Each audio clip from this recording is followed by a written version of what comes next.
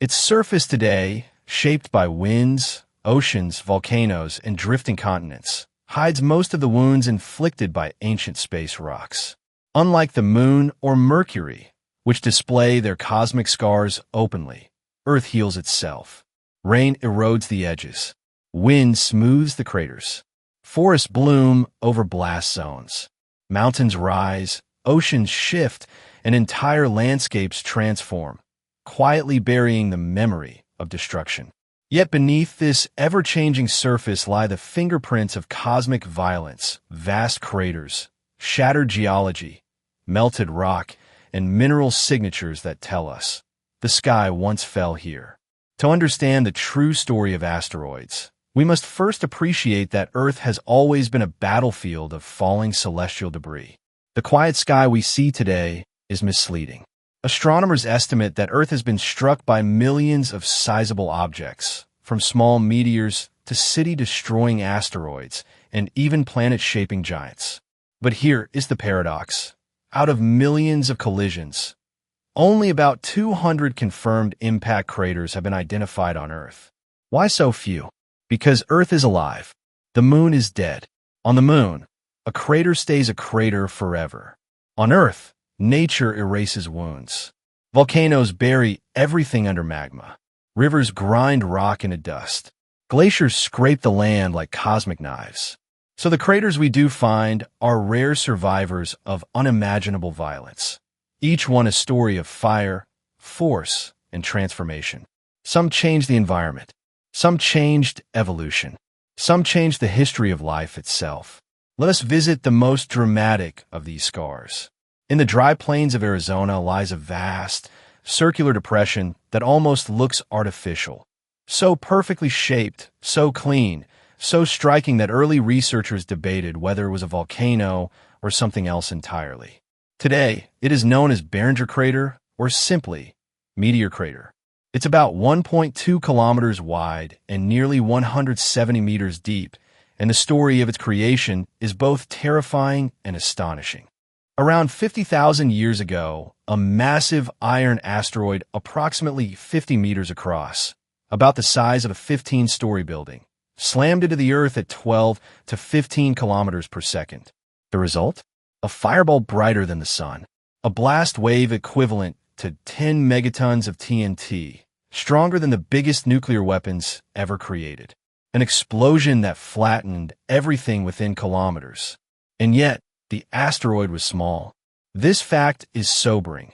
A rock that would not even qualify as large by extinction standards created one of the most dramatic scars on the planet.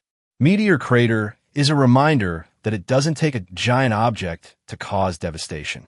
Even small asteroids, much smaller than those capable of global catastrophe, could erase cities, nations, or entire civilizations if they struck today. Meteor Crater survived because Arizona is dry, stable, and erosion is slow. But most ancient craters around the world were not so lucky. They were swallowed by forests, reshaped by mountains, or erased by oceans. But some survived, and they tell much bigger stories. If Barringer Crater is a scar, the Rewrote Dome in South Africa is a planetary wound. This is not just an impact crater. It is the largest confirmed impact structure on Earth, created by an asteroid estimated to be between 10 and 15 kilometers wide, similar in size to the one that ended the age of the dinosaurs. But this event happened 2 billion years ago, so long ago that life on Earth consisted only of simple, unicellular organisms. No animals, no plants, no insects, no forests, only microbial life floating in the oceans. The asteroid struck with a force equivalent to over 1 billion nuclear bombs, vaporizing rock, melting continents, and sending shockwaves through the entire crust of the planet. The crater it left was originally around 300 kilometers wide, dwarfing every modern nation's capital cities. Today, erosion has erased much of it, but the Rewrote Dome, an uplifted ring of ancient rock, is still visible. Scientists believe this catastrophic event may have reshaped the early continental crust, triggered massive volcanic eruptions, altered climate conditions, contributed to the development of new mineral formations. It is almost poetic to imagine the Earth of that time, a world without complex life, being reshaped violently by cosmic forces that never stopped watching, never stopped waiting. In Ontario, Canada, lies one of the most economically valuable yet geologically violent structures on Earth, the Sudbury Basin. Today, it is known as one of the world's richest sources of nickel, copper, platinum, and other precious metals. Entire industries and entire cities exist because of this ancient blast. But its origin was anything but peaceful. Around 1.85 billion years ago, a massive asteroid, possibly 15 kilometers wide, smashed into the young Earth, creating a crater over 250 kilometers across. Molten rock splashed into the sky. The crust shattered. The Earth's mantle surged upward in response. The extreme heat and pressure created unique mineral formations that are today mined deep underground. In a strange twist of fate, cosmic destruction produced materials that would one day fuel the modern world. Phones, electronics, vehicles, infrastructure, energy systems. The Sudbury Basin is a reminder that asteroids are not only bringers of death, but also providers of resources, cosmic gifts forged in fire. The Chicxulub crater, the day the world burned. This chapter is dedicated entirely to the most famous, devastating, and transformative impact event in Earth's biological history. The asteroid that ended the reign of the dinosaurs and set the stage for the rise of mammals and, eventually, humans. The Chicxulub impact, around 66 million years ago, created a crater roughly 180 kilometers wide beneath what is now the Yucatan Peninsula in Mexico.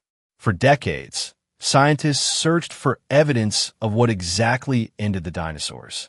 Some believed in volcanic eruptions. Others believed in climate cycles. But the truth lay hidden beneath layers of rock and ocean. The Chicxulub asteroid was approximately 10 to 12 kilometers wide, small compared to the planet, but unimaginably powerful in its effect. When it struck the Earth, the world experienced a blast energy equal to 100 trillion tons of TNT, mega earthquakes, global firestorms, tsunamis thousands of meters high, a planet-wide impact winter. The initial fireball incinerated everything for hundreds of kilometers. The shock wave traveled around the globe. The dust blocked the sun for months or years. Temperatures plunged. Food chains collapsed. 3/4 of all species vanished. Yet from this destruction came something remarkable, the opportunity for new forms of life to thrive. The extinction of the dinosaurs made space for small mammals to flourish, creatures that would evolve into primates, into early humans, and eventually into modern civilization. The Chicxulub impact is not only a scientific event, it is a spiritual one. It is the moment the balance of life shifted. The asteroid that ended one world made way for another. We owe our very existence to a moment of cosmic destruction. Not all asteroid impacts caused extinctions or created continents. Some simply altered local environments, shaped landscapes, or created geological anomalies that scientists discovered only in recent decades. Here are some of the most fascinating. Often called the Eye of Quebec, this nearly perfect ring-shaped crater was formed 214 million years ago. It is one of the best preserved craters on Earth, with a lake now filling the central depression. Created around 50,000 years ago, this crater is unique because it formed in basaltic rock. Today, it contains a lake with rare salts and microorganisms found almost nowhere else on Earth. Formed about 120,000 years ago, this crater remains visually stunning, preserved in the remote outback. Located high in the Pamir Mountains, this massive structure, possibly 52 million years old, may be one of the highest altitude impact craters in the world. This 100-kilometer-wide structure contains a massive deposit of impact diamonds. Tiny diamonds formed when meteor pressure transformed carbon into crystal. Each crater tells a different story, one of violence, of creation, of transformation.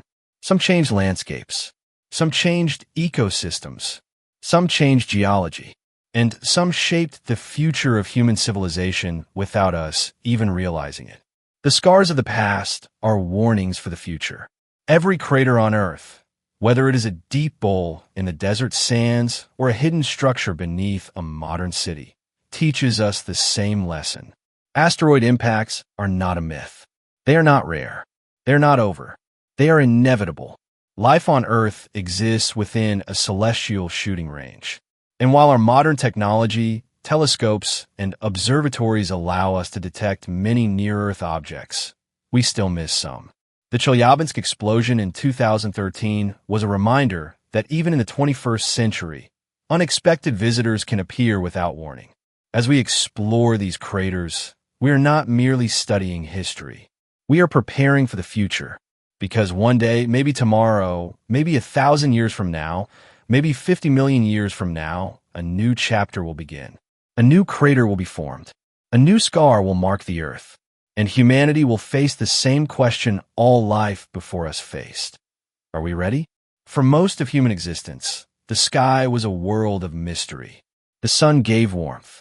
The moon guided the seasons. The stars were distant, beautiful fires scattered across the night. But the rocks that sometimes fell from the heavens, the streaks of light, the thunders in the night, the stones found glowing in the sand, these were feared, worshipped, misunderstood, and often ignored. Yet these very stones held the secrets of creation. They carried the story of the solar system. They whispered of ancient collisions, of cosmic dust, of worlds that rose and fell long before Earth was born. This part of the documentary explores how humans slowly uncovered the truth, how cultures made sense of falling stars, how science overturned superstition, and how we finally realized that the Earth itself is shaped by celestial violence. Long before telescopes, satellites, or laboratories, ancient civilizations gazed upward in fear and wonder. They saw streaks of light and believed the gods were sending messages. They saw stones fall from the sky and believed heaven had opened. Nearly every civilization left myths that echo the same truth. Humans knew the heavens were powerful, long before we understood why. Egyptians. To the ancient Egyptians, meteorites were pieces of the gods. Pharaoh Tutankhamun's dagger, found in his tomb, was forged from iron meteorite metal, proof that they recognized these stones as heavenly gifts. Sumerians and Mesopotamians. These cultures viewed meteors as omens. A bright streak could mean a king's rise or his death. Priests studied the sky with mathematical precision, attempting to read fate in the falling lights. The word meteor itself comes from the Greek meteoros, meaning high in the air. But even great thinkers like Aristotle believed meteors were atmospheric phenomena, not space rocks. Many tribes believed meteors carried spirits or messages from ancestors. Some saw them as warnings. Others saw them as blessings. The sky was alive with meaning. Chinese astronomers documented thousands of meteor events over millennia. Some records even mention meteorites hitting palaces or fields, but they were still interpreted as signs from heaven, not natural cosmic debris. The Vedic scriptures describe celestial fire falling to earth during battles of the gods. In some regions, meteorites were worshipped as Shiva lingams, symbols of cosmic energy. Across continents, cultures agreed on one thing. The sky was sacred, and anything that fell from it was significant. Yet through all the myths, one question remained unanswered for thousands of years. What are these stones? And where do they come from? Even as the Renaissance began to unravel the mysteries of the universe, one idea remained rejected by scholars: the idea that stones could fall from the sky. It sounds absurd now, but for centuries, educated thinkers dismissed meteorites as superstition. The great minds believed the heavens were perfect, unchanging, made of divine, flawless spheres. Nothing could fracture, nothing could fall. So when farmers or travelers claimed they saw glowing rocks crash into fields, scientists scoffed. They blamed lightning, or imagination, or lies. Meteors were considered peasants' tales. A German physicist named Ernst Chladni published the first scientific argument that meteorites were extraterrestrial. He collected eyewitness accounts, analyzed reports, and concluded that these stones came from space. The reaction was brutal. He was mocked. He was ridiculed. He was labeled a fool. But Chladni was right, and soon the sky would prove it. On April 26, 1803, the quiet town of L'Aigle in France was suddenly shaken by thunder from a clear sky. A massive fireball streaked overhead and exploded, scattering more than 3,000 meteorite fragments across fields and rooftops. This time, hundreds of witnesses stood before the French Academy of Sciences and told the same story. Sirens in the sky, black stones raining down, fragments still warm to the touch. The evidence was undeniable. The Academy sent the young scientist Jean-Baptiste Bayet to investigate. After weeks of analysis, he returned to Paris and declared, "These stones are not of this earth." With that declaration, centuries of denial collapsed. Meteorites were real. Asteroids were real. The cosmos was not perfect, not peaceful, but filled with debris. Humanity had finally opened a new chapter. The age of scientific understanding had begun. On a silent morning in Siberia, June 30th, 1908, the Earth was struck again, not by a massive asteroid, but by something far more mysterious, an object that exploded before touching the ground. At around 7:17 a.m., a fireball tore through the atmosphere and detonated above the Tunguska River with a force equal to 10 to 15 megatons, flattening 2,000 square kilometers of forest. No crater was formed. No obvious asteroid was found. Only scorched trees lying like matchsticks pointed away from the blast center. A second sun blazing across the sky. A shockwave that knocked people off their feet 60 kilometers away. Nights so bright people could read newspapers in London and Paris. The Tunguska explosion remains one of the strangest impact events in history. Scientists today believe it was caused by a 70 to 80 meter asteroid or comet fragment, one that disintegrated before hitting the ground. This event demonstrated something terrifying. Earth can be devastated even when an asteroid never reaches the surface. If Tunguska had occurred over Paris, London, Delhi, New York, Moscow, or any major city, millions would have died. Humanity began to understand the truth. We are not protected. We are not special. We are simply lucky. On February 15th, 2013, as commuters in the Russian city of Chelyabinsk drove to work, another fireball streaked across the sky, brighter than the sun, traveling faster than sound. A loud boom followed. Windows shattered. Shock waves rippled through buildings. People rushed out in panic as streaks of vapor hung in the sky. The asteroid was only 20 meters wide, smaller than many buildings, yet it injured over 1,500 people, almost entirely due to glass shattering from the blast wave. And the scariest part? Astronomers did not see it coming. The asteroid approached from the direction of the sun, making it invisible to telescopes. It was a reminder that even today, with all our technology, Earth remains vulnerable. If that asteroid had been just a little larger, or had detonated directly above the city center, the consequences would have been catastrophic. Chelyabinsk taught a painful but necessary lesson. Asteroid threats are real. Asteroids are unpredictable, and humanity needs to prepare. By the 20th century, science had accepted that asteroids are remnants of solar system formation. Their orbits constantly change. Some cross Earth's orbit. Impact events continue even in the modern era. But the real revolution came when astronomers began systematically hunting for dangerous objects. These were given a new classification: asteroids and comets whose orbits bring them close to Earth. Potentially hazardous asteroids, PHAs, those large enough and close enough to cause national or global destruction. Governments, space agencies, and observatories joined forces.